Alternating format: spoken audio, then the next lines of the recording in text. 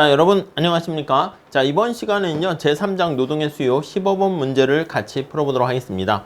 자, 15번 문제는요 이렇게 되어 있네요. 자, 투입 요소가 두 가지가 있는데요. 하나는 국내 노동과 도메스틱 그리고 포린 해외 노동을 가지고 있는 생산 모형입니다. 그냥 노동과 자본이라고 생각하셔도 되겠습니다.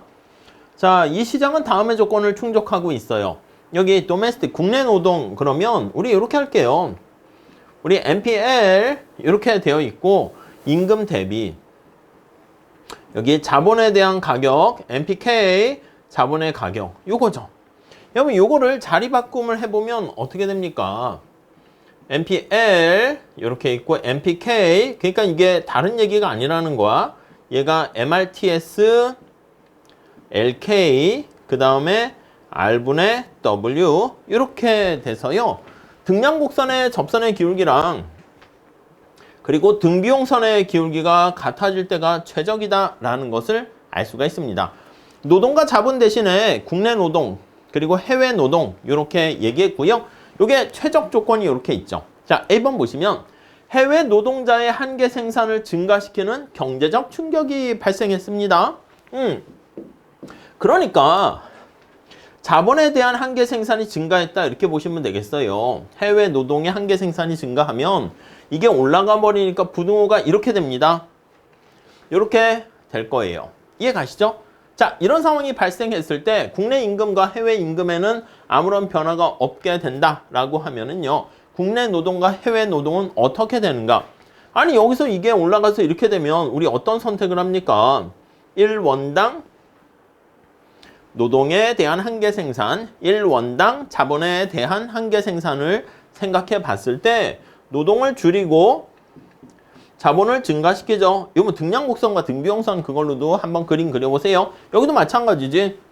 자, 그러니까 여기 나와 있는 것처럼 해외 노동에 대한 한계 생산이 증가했네. 그럼 국내 노동을 줄이고 해외 노동을 증가시킨다. 이렇게 보시면 되겠죠.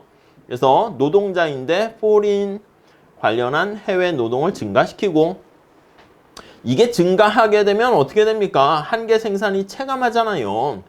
자, 그래서 이렇게 포린에 대한 한계 생산이 체감해서 감소해서 다시 균형이 될 때까지 증가시킨다 라고 보시면 되겠죠. 아니면 국내 노동을 오히려 늘리게 됨으로써 한계 생산을 올린다 이렇게 보시면 되겠고요. 다음 두 번째, 이러한 경제적 충격이 발생했습니다. 이렇게 지금 어떤 충격 때문에 됐냐면 이게 올라갔기 때문에 이렇게 됐죠.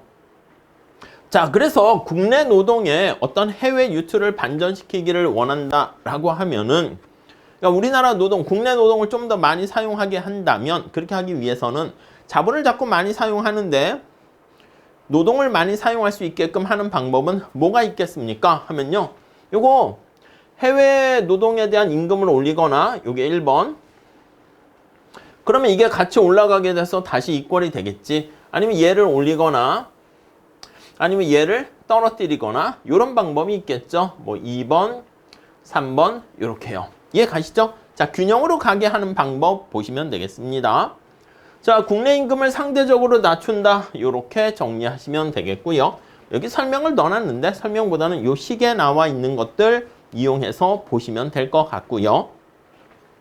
뭐 뚜렷한 정책 이렇게 해놨으니까 뭐 최저임금을 물가 상승률에 따라서 침식되도록 허용하게 되면서 실질 최저임금의 하락을 나타내서 기업이 저숙력 노동자를 더 저렴하게 고용할 수 있게 한다든가 고용 관련된 여러 가지 규제를 완화해서 기업에 우리나라 국내 노동자를 사용하는 비용 부담을 줄여주게 한다든가 기업이 의료 혜택 같은 건강보험 같은 비임금 비용을 줄이도록 허용한다든가 기업에 고용보조금을 제공해서 고용비용을 낮추게 되는 방법이 있겠고요.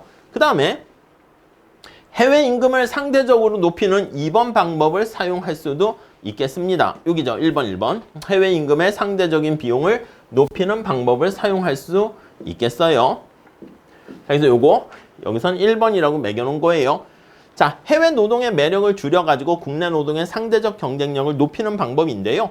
WTO라든가 UN 같은 국제기구의 로비를 통해서 개도국의 최저임금법이라든가 환경기준 또는 이동노동법을 도입하도록 장려하면 좋겠습니다. 이런 법규들은요. 해외 노동에 대한 생산 비용을 높여서요. 해외 임금을 상승시키는 효과를 가져올 수가 있게 되고요. 그 다음에 국내 노동의 한계 생산을 요거를 높이는 방법. 자, 그래서 미국을 예로 들면 초중등 교육을 통해 가지고 인적 자본 축적을 통해서 교육의 퀄리티를 올려서 생산성을 올리게 되는 것이죠. 해외 아웃소싱이 덜 매력적이 보이도록 만드는 것입니다. 그래서 세 가지 방법은 요게 변수가 4개가 있잖아. 그랬을 때 포린 노동자의 한계 생산이 올라갔으니까 이걸 이꼴로 만드는 방법은 얘를 조정하는 방법이 있다라고 정리를 하시면 되겠습니다. 이해 가시겠죠? 자, 이렇게 정리하시고요. 우리 다음 시간에 또 이어서 같이 문제 풀어보도록 하겠습니다. 감사합니다.